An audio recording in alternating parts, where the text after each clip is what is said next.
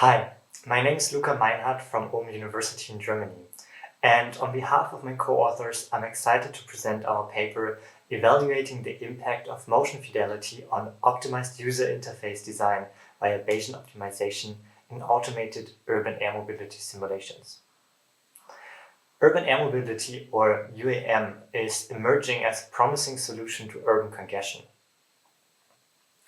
According to the European Union Aviation Safety Agency, the first urban air transportation services could be operational within this decade. However, for this technology to succeed, we must address a key challenge: building trust in these automated air taxi services. So far, most studies on UAM and human-computer interaction have relied on virtual reality or video-based simulations. However, research by Edward and Price suggests that high-fidelity prototypes, such as those with motion cues, can provide a more accurate simulation of air taxi flights. Further, beyond realism, optimizing user interfaces is another crucial challenge. UI design involves many interrelated parameters, and fine-tuning these can significantly impact user experience. To tackle this complexity, we used multi-objective Bayesian optimization, or MOBO, which allows us to optimize multiple UI design parameters simultaneously while balancing different objectives.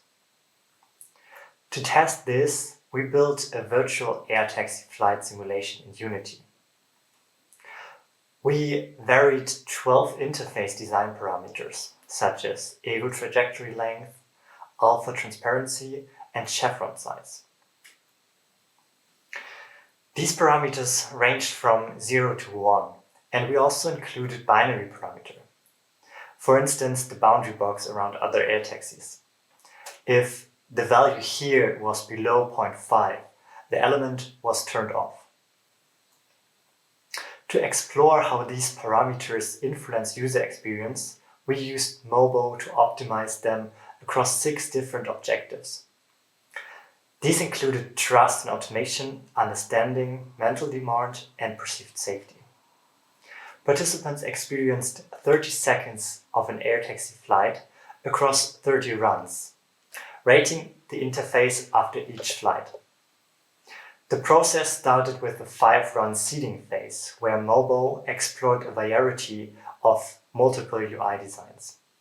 Then, during the remaining 25 runs, the algorithm refined the UI based on the participants' preferences. We conducted a user study with 40 participants, split into 2 equal groups.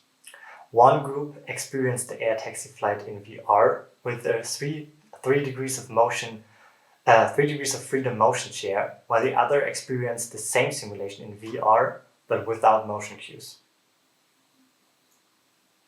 This graph shows how participants' rating evolved across all objectives over the 30 runs. As you can see, for both groups, ratings improved over time as the optimization process refined the UI. Now let's look at the optimal parameters. This visualization represents the Pareto fund, which shows the best trade-offs among the 6 objectives. To analyze differences and equalities between the conditions on the design parameter, we used Bayesian statistics. While most parameters showed no differences or equalities, we found strong evidence that the other chevron size and the boundary box, which was displayed, were influenced by the presence of motion cues. To illustrate this, here are 2 examples of optimized UI designs, one from the motion group and one from the no motion group.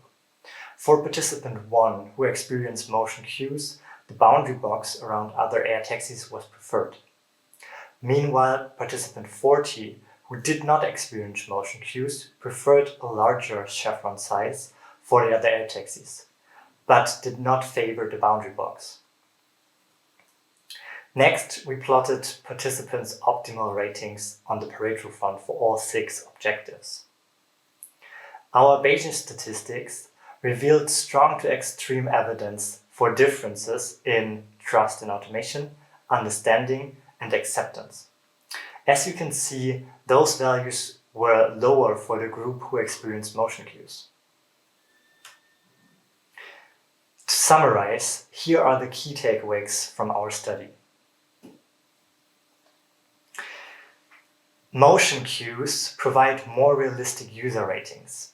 When studying absolute user responses, motion cues are essential. However, for simple UI comparisons, motion cues may be not necessary. Personalized interfaces matters. Since users have high varied preferences, one-size-fits-all UI design are insufficient. Instead, interfaces should allow for personalization. Interfaces alone cannot fully restore trust. While UI optimization improved user experience, it couldn't fully counteract the negative effects of motion cues on trust. Factors like prior knowledge and environmental context also play a role. Basic information helps.